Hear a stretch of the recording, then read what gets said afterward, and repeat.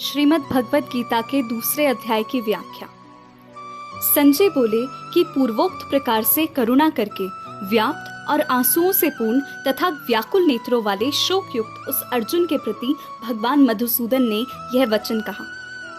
हे अर्जुन, तुमको इस विषम स्थल में यह अज्ञान किस हेतु से प्राप्त हुआ? क्योंकि ये ना तो श्रेष्ठ पुरुषों से आचरण किया गया है, न स्वर्ग को देने वाला है, न कीर्ति को करने वाला है। इसलिए हे अर्जुन, नपुंसकता को प्राप्त मत हो, यह तेरे योग्य नहीं है। हे परंतप, तुच्छ हृदय की दुर्बलता को त्याग कर युद्ध के लिए खड़ा हो। तब अर्जुन बोले कि हे मधुसूदन, मैं रणभूमि में भीष्म पितामह और द्रोणाचार्य के प्रति किस प्रकार बाणों करके युद्ध करूंगा? क्योंकि हे अरिसूदन, वे दोनों ही पूजनीय हैं। इसलिए इन महानुभाव गुरुजनों को न मारकर इस लोक में भिक्षा का अन्न भी भोगना कल्याणकारक समझता हूँ। क्योंकि गुरुजनों को मारकर भी इस लोक में रुधिर से सने हुए अर्थ और काम रूप भोगों को ही भोगूंगा।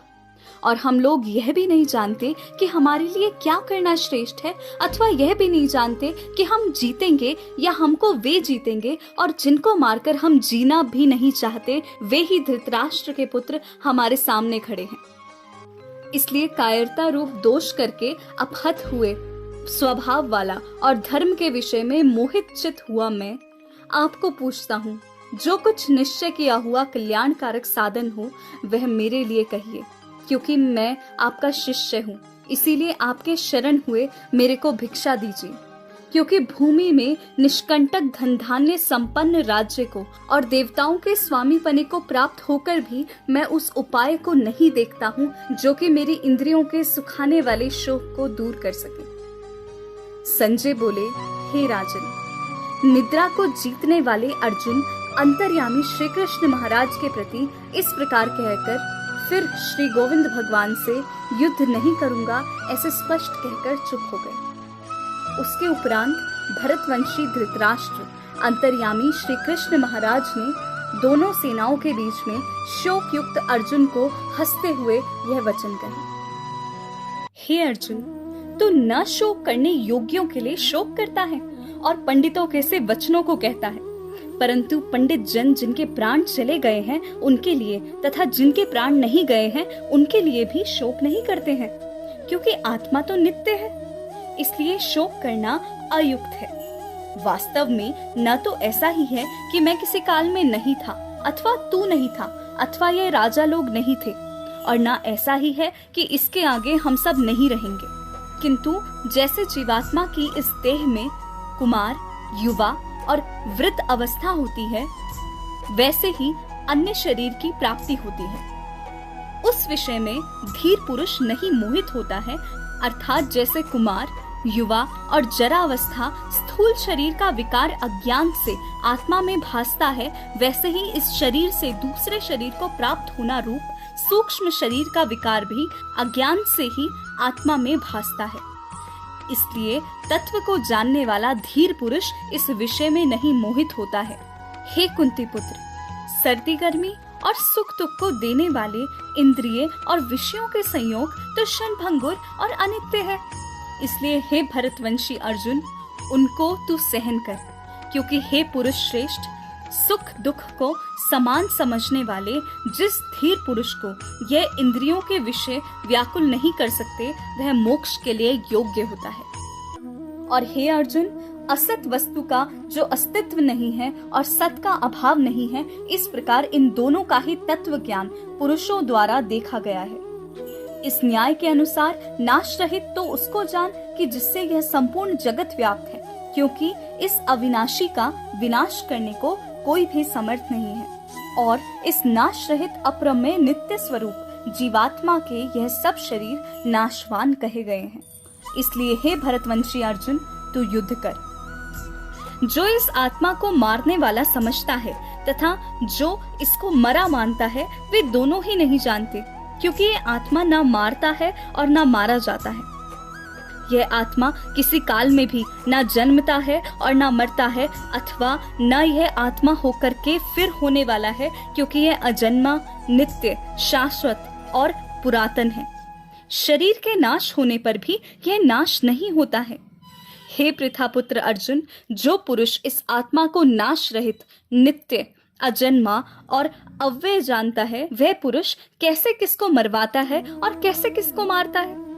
यदि तू कहे कि मैं शरीर के वियोग का शोक करता हूँ, तो यह भी उचित नहीं है, क्योंकि जैसे मनुष्य पुराने वस्त्रों को त्याग कर दूसरे नए वस्त्रों को ग्रहण करता है, वैसे ही जीवात्मा पुराने शरीर को त्याग कर दूसरे नए शरीर को प्राप्त होता है।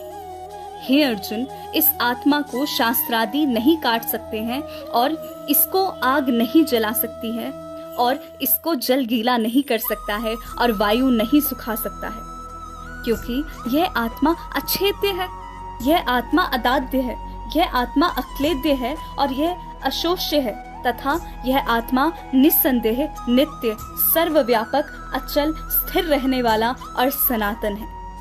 यह आत्मा अव्यक्त अर्थात इंद्रियों का अविषय और आत्मा अचिंत्य अर्थात मन का अविषय, और यह आत्मा विकार रहित अर्थात न बदलने वाला कहा गया है।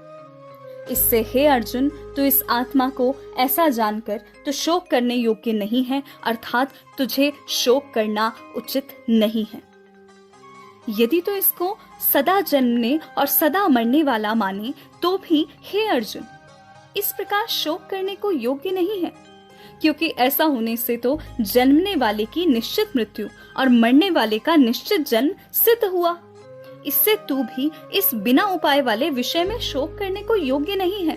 ये भीष्मादिकों के शरीर मायामय होने से अनित्य हैं।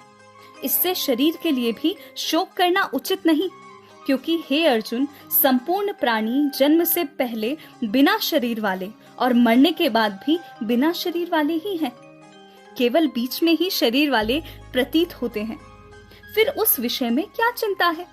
हे अर्जुन, यह आत्म तत्व बड़ा गहन है, इसलिए कोई महापुरुष ही इस आत्मा को आश्चर्य की ज्यों देखता है और वैसे ही दूसरा कोई महापुरुष ही आश्चर्य की ज्यों इसके तत्व को कहता है, और दूसरा कोई ही इस आत्मा को आश्चर्य की ज्यों सुनता है और कोई सुनकर भी इस आत्मा को नहीं जानता। हे अर्जुन, यह आत्मा सबके शरीर में सदा ही अवध्य है, इसलिए संपूर्ण भूत प्राणियों के लिए तो शोक करने को योग्य नहीं है। और अपने धर्म को देखकर भी तो भय करने को योग्य नहीं है, क्योंकि धर्म युक्त युद्ध से बढ़कर दूसरा कोई कल्याणकारक कर्तव्य क्षत्रिय के लिए नहीं है। हे पार्थ, अपने आप प्राप्त हुए और खुले हुए स्वर्ग के द्वार रूप इस प्रकार के युद्ध को भाग्यवान क्षत्रिय लोग ही पाते हैं। यदि तू इस धर्म युक्त संग्राम को नहीं करेगा, तो स्वधर्म को और कीर्ति को खोकर पाप को प्राप्त होगा, और सब लोग तेरी बहुत काल तक रहने वाली अपकीर्ति को भी कथन करेंगे, और वह अपकीर्ति माननीय पुरुष के लिए मरण से भी अधिक बुरी होती है।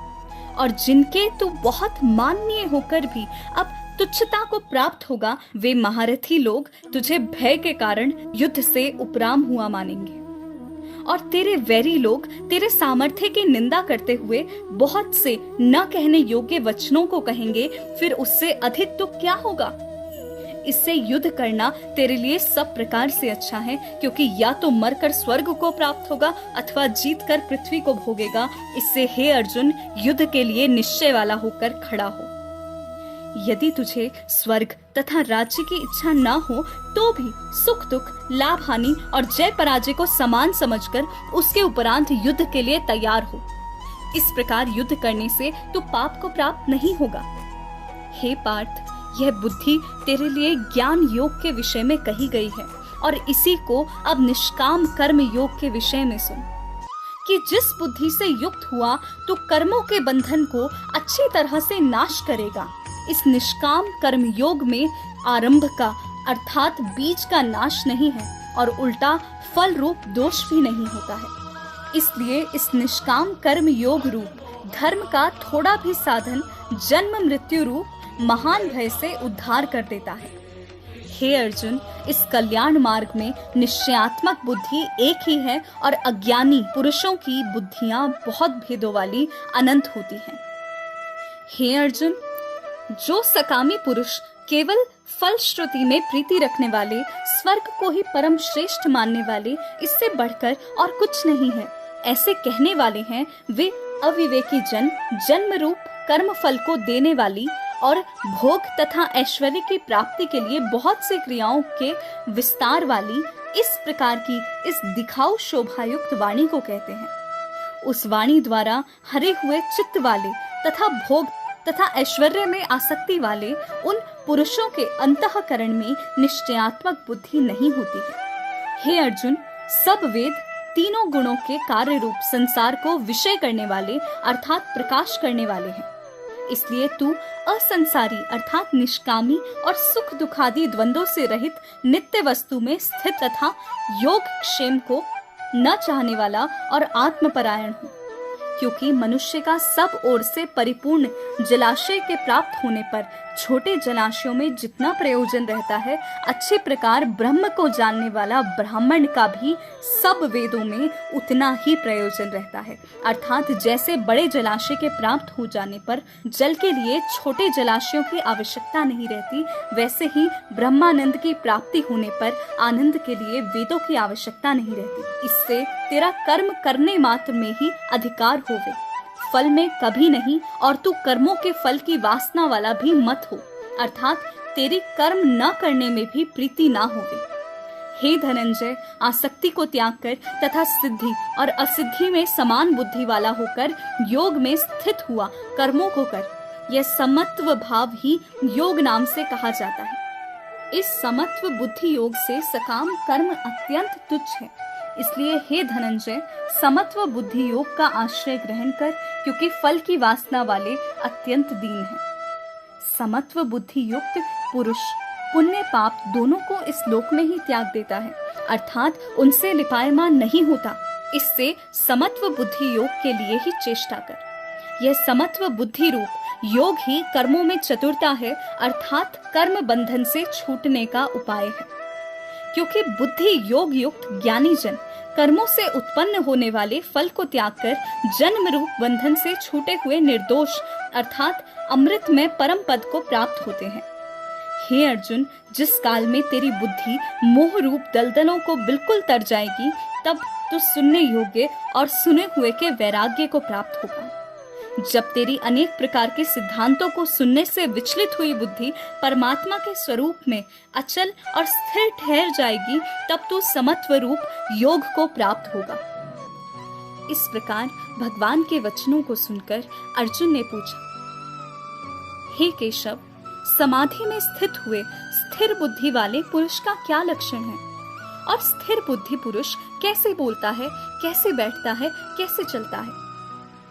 उसके उपरांत श्री कृष्ण महाराज बोले, हे अर्जुन, जिस काल में यह पुरुष मन में स्थित संपूर्ण कामनाओं को त्याग देता है, उस काल में आत्मा से ही आत्मा में संतुष्ट हुआ स्थिर बुद्धि वाला कहा जाता है। तथा दुखों की प्राप्ति में उद्वेग रहित है मन जिसका, और सुखों की प्राप्ति में दूर हो गई है स्पृहा जिसकी, तथा नष्ट हो गए हैं राग, भय और क्रोध जिसके, ऐसा मुनि स्थिर बुद्धि कहा जाता है। जो पुरुष सर्वत्र स्नेह रहित हुआ उन शुभ तथा अशुभ वस्तुओं को प्राप्त होकर न प्रसन्न होता है और न द्वेष करता है, उसकी बुद्धि स्थिर है। और कछुआ जैसे अपने अंगों को समेट लेता है, वैसे ही यह पुरुष जब सब ओर से अपनी इंद्रियों को इंद्रियों के विषयों से समेट लेता है, तब उसकी बुद्धि स्थिर होती है। यद्यपि इंद्रियों के द्वारा विषयों को न ग्रहण करने वाले पुरुष के भी केवल विषय तो निवृत्त हो जाते हैं, परंतु राग नहीं निवृत्त होता, और इस पुरुष का तो राग भी परमात्मा को साक्षात करके निवृत्त हो जाता है।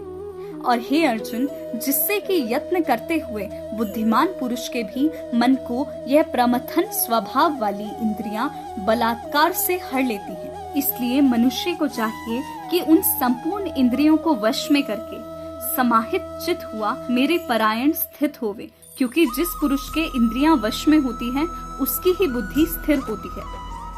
हे अर्जुन, मन सहित इंद्रियों को वश में करके मेरे परायण न होने से मन के द्वारा विषयों का चिंतन होता है, और विषयों को चिंतन करने वाले पुरुष की उन विषयों में आसक्ति हो जाती है, और आसक्ति से उन विषयों की कामना उत्पन्न होती है, और कामना में विघ्न पड़ने से क्रोध उत्पन्न होता है। क्रोध से अविवेक अर्थात मूढ़ भाव उत्पन्न होता है और अविवेक से स्मरण शक्ति भ्रमित हो जाती है और स्मृति के भ्रमित हो जाने से बुद्धि अर्थात ज्ञान शक्ति का नाश होता है और बुद्धि के नाश होने से यह पुरुष अपने श्रेय साधन से गिर जाता है। परंतु स्वाधीन अंतःकरण वाला पुरुष राग द्वेष से रहित अपने वश में की हुई इंद्रियों द्वारा विषयों को भोगता हुआ अंतःकरण की प्रसन्नता अर्थात स्वच्छता को प्राप्त होता है।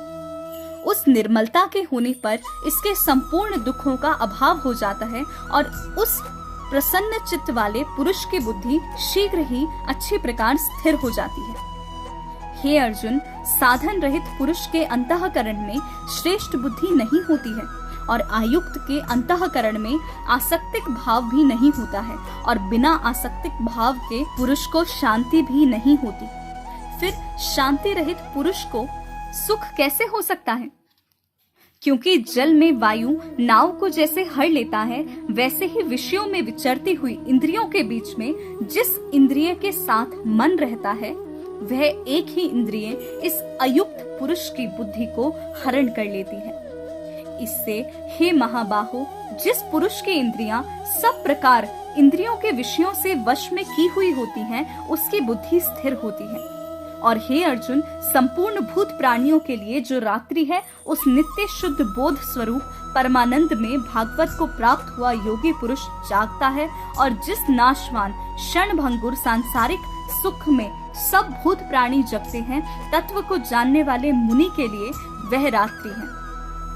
जैसे सब ओर से परिपूर्ण अचल प्रतिष्ठा वाले समुद्र के प्रति नाना नदियों के जल उसको चलायमान न करते हुए ही समा जाते हैं, वैसे ही जिस स्थिर बुद्धि पुरुष के प्रति संपूर्ण भोग किसी प्रकार का विकार उत्पन्न किए बिना ही समा जाते हैं, वह पुरुष परम शांति को प्राप्त होता है, ना कि भोगों को चाहने वाला।